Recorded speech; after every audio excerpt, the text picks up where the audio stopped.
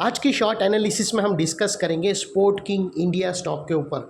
दोस्तों आप लोगों को बता दूं कि ये स्टॉक के अंदर एक बहुत ही ज़बरदस्त पैटर्न ब्रेकआउट हुई है और दोस्तों वो बहुत बड़े हायर टाइम फ्रेम की पैटर्न ब्रेकआउट हुई है और उसके जो रिटर्न है ज़बरदस्त। ये जो मतलब इसके अंदर जो ब्रेकआउट है ना दोस्तों, ये जो स्टॉक लिस्ट हुआ था लिस्टिंग के टाइम से ही गिरावट चल रही थी और अल्टीमेटली दोस्तों वो जो टॉप बना था लिस्टिंग का, अल्टीमेटली उसको धड़ल्ले से ज़बरदस्त वॉल्यूम के साथ ब्रेकआउट किया है। और दोस्तों आप लोगों को बता दूं सेम ऐसा ही एक पैटर्न ब्रेकआउट हुआ था जियो फाइनेंस के अंदर। अगर आप देखो तो जियो फाइनेंस 260 पे लिस्ट हुआ था, उसके बाद वो कंटिन्यू करेक्शन के अंदर था। उसको मतलब एन निफ्टी के अंदर से उसको निकाले तो फिर मतलब ऑटोमेटिक सेलिंग आई थी। जो फंड लोग निफ्टी 50 के अंदर ही इन्वेस्ट करते तो उन लोगों को बाय डिफ़ॉल्ट उसको बेचना पड़ा था। तो वो उसके वजह से मतलब जियो फाइनेंस में सेलिंग आई थी और कंटिन्यू गिरावट चल रही थी। फिर वापस वो लेवल तक भी आता था तो वहाँ से सेलिंग आती थी और अल्टीमेटली दोस्तों वो जो लिस्टिंग का जो टॉप पॉइंट था, जो पीक पॉइंट था, उसको जियो फाइनेंस ने ब्रेक किया था और वहाँ से वो जो पैटर्न ब्रेकआउट हुई थी 50% भागा था। सेम दोस्तों यहाँ पर भी वही पैटर्न बनी है, इसने लिस्टिंग का एरिया ब्रेक किया और ये इसका भी जो एरिया निकल कर आ रहा है दोस्तों 50% का है जो अपसाइड में रनअप देगा। वो टाइम पे तो दोस्तों मेरा चैनल बना नहीं था, वरना मैं आप लोगों को ज़रूर बता देता। लेकिन दोस्तों यहाँ पर मेरी चैनल मौजूद है और पैटर्न ज़बरदस्त है, ये स्टॉक को ज़रूर रडार पे रखना दोस्तों। लेकिन फिर भी मैं आप लोगों को बता रहा हूँ पोजीशन हल्की रखना और समझना दोस्तों, ये जो पैटर्न होते हैं ना वो छोटे मोटे पैटर्न नहीं होते, ये ज़िंदगी चेंज कर देते हैं लोगों को। इसको मतलब एक्चुअली जिसको ये नॉलेज रहती है ना टेक्निकल्स की, उन लोगों को वैल्यू रहती है दोस्तों। हर स्टॉक का एक एज होता है। देखो बच्चा जैसा बड़ा होता है, फिर जवान होता है, फिर बूढ़ा होता है, फिर मर जाता है। तो दोस्तों जब स्टॉक की भी ऐसी एक एज साइकिल होती है तो उसका जो बचपना से जो जवान में चलता है ना, जवानी की एज में जब एंटर होता है स्टॉक, तो वहाँ से फिर अगर वही जवानी की एज में तुमने एंटर किया, उसके अंदर स्टॉक में पैसा डाला, तो तुम मज़े से पैसे खाओगे जब तक उसका बूढ़ापन नहीं आ जाए। तो वो साइकिल भी दोस्तों स्टॉक के अंदर भी है। ये स्टॉक के अंदर वो चेंजेस आ रहे हैं। जब भी वो previous all time high break करके उसके अबाव सस्टेन करता है तो समझो कि अभी बच्चा जवान हो चुका है और इस इंडस्ट्री के अंदर बहुत बड़ी चेंजेस आ रही है वो स्टॉक के अंदर। तो यहाँ पर भी कुछ ऐसा ही है। और दोस्तों आप लोगों को बता दूं कि ये स्टॉक अगस्त 2021 से करेक्शन के अंदर चल रहा है। मोटा मोटी देखो तो दोस्तों इसने 2 साल करेक्शन में बिता दिए और करेक्शन में भी अगर आप देखो तो दोस्तों इसने दोनों तरह का इक्वली करेक्शन दिया है। इसने प्राइस वाइज करेक्शन भी दिया है और टाइम वाइज करेक्शन भी दिया है। प्राइस वाइज में स्टॉक ज़बरदस्त डाउन साइड करेक्ट हुआ और टाइम वाइज में भी इसने लंबा चौड़ा बेस बनाया, कंसोलिडेशन इतना भारी दिया इसने और अल्टीमेटली स्ट्रॉन्ग बेस बनाकर उसको ब्रेकआउट किया है। और फिलहाल ये स्टॉक को अगर आप देखो तो दोस्तों मल्टीपल पॉजिटिव फैक्टर्स एक साथ ब्रेकआउट हुए। ये स्टॉक के अंदर दोस्तों एक strong downward sloping parallel channel थी, उसको स्टॉक ने ब्रेकआउट किया है। इसके अंदर करेक्शन कंप्लीट के कंफर्मेशन मिले, पॉजिटिव हिडन डाइवर्शन मिला है और एक बहुत बड़ी रिवर्सल चार्ट पैटर्न मिली है दोस्तों, जिसके तहत ये स्टॉक अपसाइड में 50% रिटर्न देने के लिए रेडी है। लेकिन दोस्तों इसमें कोई भी मेरी बाय सेल होल्ड रिकमेंडेशन नहीं है, ये प्योरली एजुकेशन पर्पज़ से आप लोगों से शेयर कर रहा हूँ।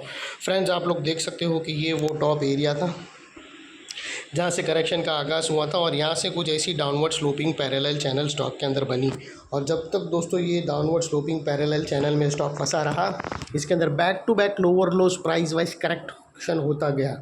दोस्तों अगर आप देखो तो पहला लोअर लोज यहाँ हिट हुआ, सेकंड लोअर लोज यहाँ पर हिट हुआ, थर्ड यहाँ हुआ, फोर्थ यहाँ पर हुआ और जैसे ही दोस्तों ये downward sloping parallel channel upside में ब्रेकआउट हुई, इसने मल्टीपल हायर हाइस को एक साथ ब्रेक करके उसके above high volume sustain closing देकर कंफर्म कर दिया करेक्शन इज़ कंप्लीटेड। यहाँ पर दो बड़ी चीज़ एक साथ हमें मिली दोस्तों। पहले तो इसने डाउनवर्ड स्लोपिंग पैरेलल चैनल को अपसाइड में ब्रेक किया, जिसकी वजह से जो स्ट्रेट डाउन साइड गिरावट आ रही थी वो अल्टीमेटली रुक गई।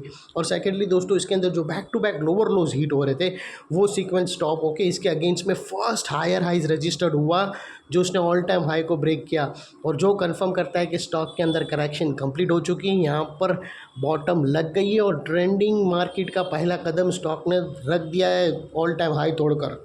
और दोस्तों देख लेते हैं डाइवर्शन का पार्ट। तो दोस्तों अगर मैं आप लोगों को RSI डालकर दिखाओ तो यहाँ क्लियर कट हमें हिडन डाइवर्शन दिखता है दोस्तों। अगर आप प्राइस एक्शन के लोअर लोस को कंपेयर करो RSI के लोअर लोस से तो आपको क्लियर डाइवर्शन मिलेगा। प्राइस एक्शन के जो लोअर लोज है दोस्तों वो अपसाइड में टिल्ट हुए हैं और वही दोस्तों RSI के जो लोअर लोज है वो डाउन साइड में टिल्ट हुए हैं फ्रेंड्स। और यहाँ से ब्रेकआउट हमें मिल गया जो एक स्टॉक के अंदर मोमेंटम पंप करेगा।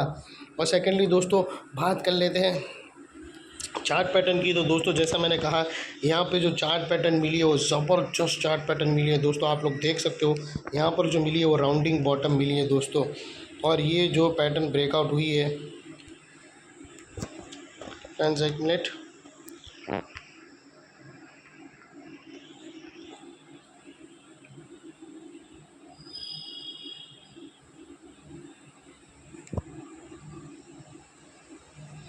दोस्तों ये राउंडिंग बॉटम ब्रेकआउट हुई है और इसकी जो नेकलाइन निकल कर आती है,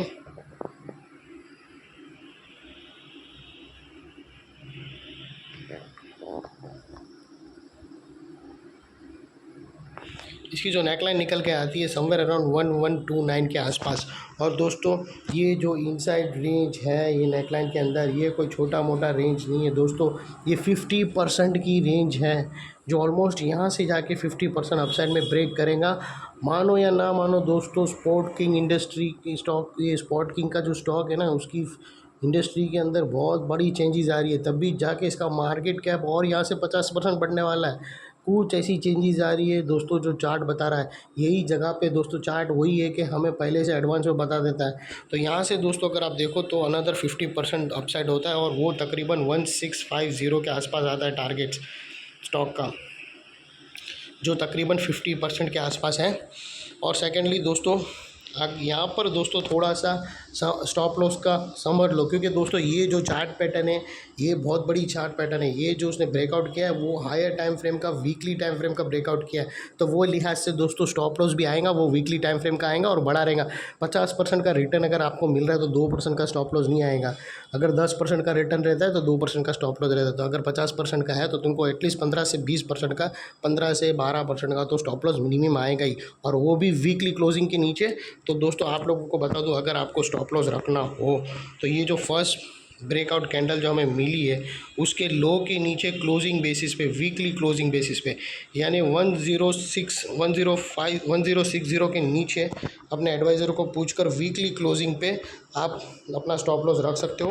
डेली क्लोजिंग नहीं है। और दोस्तों एक और चीज़ बता दूं कि इसका RSI ऑलमोस्ट 84 के पास है और 15% भाग चुका है और ब्रेकआउट के रेंज पे ज़बरदस्त ब्रेकआउट मारा है। तो दोस्तों यहाँ से है ना साइडवे कंसोलिडेशन पॉसिबल है नेकलाइन के पास, तो आप लोगों को थोड़ा सा प्रेशर आएगा, तो डरने का नहीं। जब तक stop loss weekly closing basis पे क्लोज नहीं हो जाता, डरना नहीं। और सेकेंडली दोस्तों डेफिनेटली यहाँ पर कंसोलिडेशन हो सकता है और बैक टू बैक रनअप भी हो सकता है, RSI 90 तक भी जा सकता है। अगर मोस्टली दोस्तों 85-88 के आसपास RSI के अंदर एक सेलिंग आती है, तो यहाँ पर भी पॉसिबल है कि एक सेलिंग आवे और यहाँ से कुछ रेड कैंडल कंसोलिडेशन हो, तो दोस्तों डरने का नहीं। और दोस्तों कंसोलिडेशन अगर होता है तो कंसोलिडेशन को ब्रेकआउट होने के बाद लेने का। अगर कंसोलिडेट हो, इतना तो बेसिक पता होगा कि कंसोलिडेशन ब्रेकआउट और ब्रेकडाउन होता है, तो नेकलाइन के पास अगर कंसोलिडेशन स्टार्ट हुआ और कंसोलिडेशन नीचे ब्रेकडाउन हुआ तो ये स्टॉक को लेना नहीं है। कंसोलिडेशन फिर अपसाइड में ब्रेक हुआ फील रहना है और स्टॉप लॉस आप लोगों को उसके बाद ये वाला रखना है क्लोजिंग बेसिस पे, वीकली क्लोजिंग बेसिस पे अपने एडवाइज़र को पूछकर। और दोस्तों सेकेंडली यहाँ पर आप ये भी स्टॉप लॉस रख सकते हो वीकली क्लोजिंग बेसिस पे, ये भी है सेकंड। और दोस्तों वो लिहाज से अगर आप रिस्क टू रिवॉर्ड रेशियो देखने जाओ ना, तो आपका रिस्क का एरिया समवेयर अराउंड इतना रहेगा और आपका रिवॉर्ड का एरिया इतना बड़ा है। ये ऑलमोस्ट मोर देन 1:2 का definitely risk to reward ratio है जो आराम से निकल कर आ रहा है। और सेकेंडली दोस्तों ये जो नेकलाइन के पास वाला एरिया है वो बहुत ही इंपॉर्टेंट एरिया है, क्योंकि अगर आप देखो तो मल्टीपल पॉजिटिव फैक्टर्स यहाँ पर एक्शन में आते हुए मिले। दोस्तों यही एरिया पे हमने downward sloping parallel channel upside में ब्रेकआउट होते हुए मिली, यही एरिया पे लोअर लोज हायर हाइज में शिफ्ट होते हुए मिले, यही एरिया पे दोस्तों हमने पॉजिटिव डाइवर्शन RSI के थ्रू देखा, और यही एरिया पे दोस्तों एक बहुत बड़ी reversal chart pattern rounding bottom breakout होते हुए मिली हायर टाइम फ्रेम की। तो दोस्तों जो एरिया अभी तक एक स्ट्रॉन्ग रेजिस्टेंस था वो अल्टीमेटली स्ट्रॉन्ग सपोर्ट बनकर खड़ा है। और इनकेस अगर स्टॉक अपसाइड चलना शुरू हुआ और वापस वो नेकलाइन को रीटेस्ट करने आया, तो दोस्तों ये एरिया सामने आके एक स्ट्रॉन्ग सपोर्ट का काम करेगा और स्टॉक को अपसाइड में पुश करेगा या साइडवे कंसोलिडेशन में पुश करेगा। और इतने बड़े स्ट्रॉन्ग सपोर्ट के नीचे हमारा स्टॉप लॉस है जो आसानी से हीट नहीं होगा। लेकिन बाय एनी चांस अगर क्लोजिंग बेसिस पे हीट हो जाता है वीकली क्लोजिंग बेसिस पे, तो दोस्तों नो इफ नो बट सीधा स्टॉप लॉस देके तुम्हें ट्रेड को वाइंड अप कर देना चाहिए। ये थी हमारी एनालिसिस। अच्छी लगे तो प्लीज़ मेरी चैनल को लाइक शेयर सब्सक्राइब करना, अपने फैमिली फ्रेंड्स रिलेटिव को ज़रूर शेयर करना, पोजीशन कम रखना, और ये वीडियो और ये चार्ट ये स्टॉक पे ज़रूर अपने रडार पे रखना। Thank you.